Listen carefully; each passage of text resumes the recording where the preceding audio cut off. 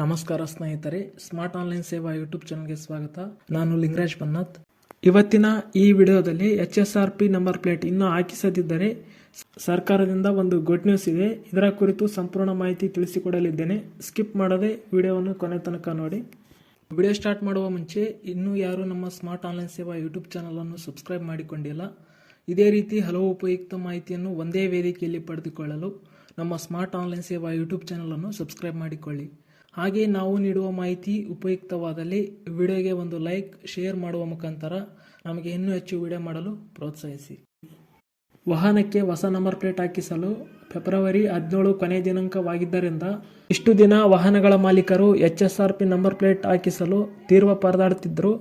ಆದರೆ ಈಗ ಸರ್ಕಾರದಿಂದ ಗುಡ್ ನ್ಯೂಸ್ ಸಿಕ್ಕಿದೆ. ಗುಡ್ ನ್ಯೂಸ್ ಏನೆಂದರೆ HSRP ನಂಬರ್ ಪ್ಲೇಟ್ ಹಾಕಿಸಲು ಮತ್ತೊಮ್ಮೆ ಅವಧಿಯನ್ನು ವಿಸ್ತರಿಸಿದ್ದಾರೆ. ಹಾಗಾದರೆ HSRP ನಂಬರ್ ಪ್ಲೇಟ್ ಹಾಕಿಸಲು ಮತ್ತೆ ಎಷ್ಟು ದಿನಗಳು ಟೈಮ್ ಸಿಕ್ಕಿದೆ ತಿಳಿಯೋಣ ಬನ್ನಿ. HSRP ನಂಬರ್ ಪ್ಲೇಟ್ ಹಾಕಿಸಲು 3 ತಿಂಗಳ ಗಡುವನ್ನು ನೀಡಿದ್ದಾರೆ. ಮೇ 31 HSRP ನಂಬರ್ ಪ್ಲೇಟ್ ಅಳವಡಿಸಲು ಕೊನೆಯ ದಿನಾಂಕವಾಗಿದೆ. ಇನ್ನೂ ಯಾರು HSRP ನಂಬರ್ ಪ್ಲೇಟ್ ಹಾಕಿಸಿಲ್ಲ, HSRP ನಂಬರ್ ಪ್ಲೇಟ್ ರಿಜಿಸ್ಟರ್ ಮಾಡಿಕೊಳ್ಳಲು transport.karnataka.gov.in ಅಥವಾ www.siam.in ಈ ವೆಬ್ಸೈಟ್ಗಳಿಗೆ ಭೇಟಿ ನೀಡುವ ಮುಖಾಂತರ HSRP ನಂಬರ್ ಪ್ಲೇಟ್ಗಳನ್ನು ಬುಕ್ ಮಾಡಿಕೊಳ್ಳಬಹುದು. ಇನ್ನೂ ಯಾರು HSRP ನಂಬರ್ ಪ್ಲೇಟ್ ಬುಕ್ ಮಾಡಿಕೊಂಡಿಲ್ಲ, ಈ ವೆಬ್ಸೈಟ್ ಲಿಂಕನ್ನು ಡಿಸ್ಕ್ರಿಪ್ಷನ್ನಲ್ಲಿ ಕೊಟ್ಟಿರುತ್ತೇನೆ.